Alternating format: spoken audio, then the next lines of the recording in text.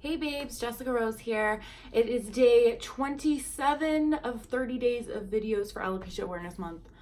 I can't believe it. Oh my gosh. Okay, so to jump right into it, I wanted to tell you about my experience with pageantry. So when I got my first custom human hair wig, I was 28. It was 2014. I felt like a fucking bombshell, let me tell you. It just suited me so well. It was finally the hair I wanted. It was medium brown and it was long and really thick, and oh my god, it was luscious. So I felt like I was a new woman. I was reborn, and with this new hair and this new attitude and new confidence, I wanted to put myself out there because, as you know, putting yourself in uncomfortable situations helps you grow. So I found a pageant. I've never done pageants before. Okay, pageant girls, they start really young and they do them throughout all their adolescence, and they go on to be Miss America or try. Well, I'm 28 years old. I have a career, and I'm just like, fuck it, I'm gonna look for a pageant to join. So I saw that Joyce Gerard, she was a Beverly Hills housewife for a season. She had done a pageant, and the girl that won just became really, famous from it and got a huge following. She was on the show with Joyce. And it just seemed so life-changing. So I was like, okay, I'm gonna do this pageant. It was her second year. I think she only did the pageant for 3 years, maybe 4. So it was the second year of it. It was a really big deal. So I didn't start small, which was my mistake. I applied, you had to apply, and you had to represent your ethnicity. So I'm Maltese, so I was like, guaranteed there's no other Maltese bitch that's trying to do this pageant. I got this. So sure enough, I was the only Maltese woman, so I made it. So I was Miss Malta, and there was dancing and everything in this pageant. There was no talent, but it was bikini and, evening wear. And this dance, and I suck at dancing. I'm not coordinated whatsoever. Like, I literally broke both my arms at the same time tripping. So dancing, I was atrocious, but whatever, I did it. I did not place in the top 10.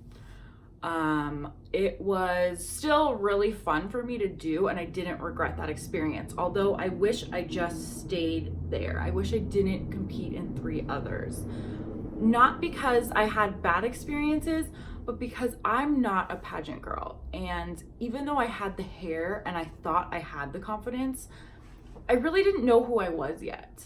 And I think that's a big thing in our journey with losing our hair, is that we're just looking for something that gives us confidence. We're looking for that fix. Like, I don't want to feel this way anymore. What's going to fix me? How am I going to feel beautiful and confident 24/7?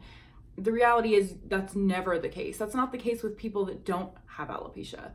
You're never confident and feeling your best 24/7. So I went on and competed in smaller pageants, and they were fun. I placed like top 8 once, but it was only out of 15 girls, so hey.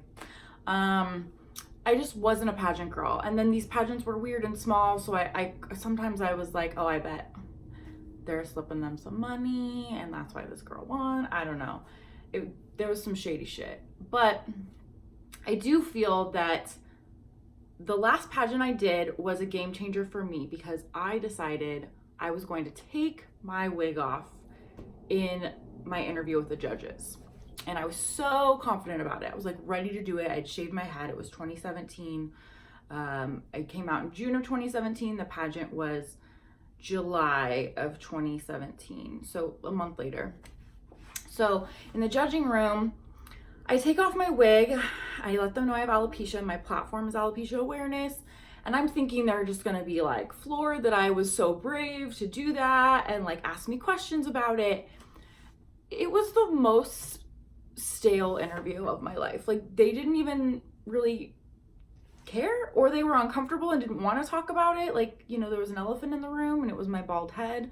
So I was a little bummed out that I didn't get the reaction I wanted. And then I spoke about my platform on stage, and I was really passionate about it, and I thought that I had the confidence to be like, hey, I'm this girl, I have alopecia, look, I took off my wig. But looking back on it, I took off my wig in a room of 5 strangers. I didn't take off my wig on stage. I didn't compete in the pageant without my wig, I was still scared. So that kind of taught me that faking this confidence wasn't working. So me trying to be like, oh, I'm this poised, beautiful, confident pageant girl, like it just wasn't me. It is a very specific type, and I met a lot of great friends from it. So I'm not knocking pageantry whatsoever.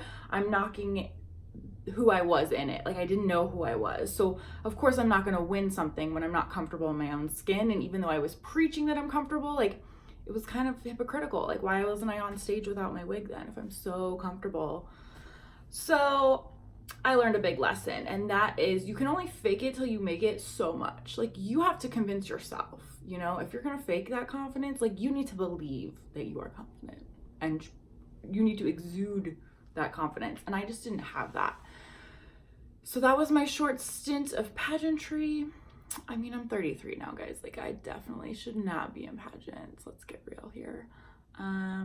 So yeah, I don't recommend it unless you are 100% confident and comfortable in your alopecia.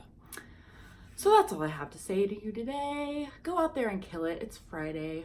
It's gonna be a great weekend. Don't forget to like and subscribe. See you later, babes.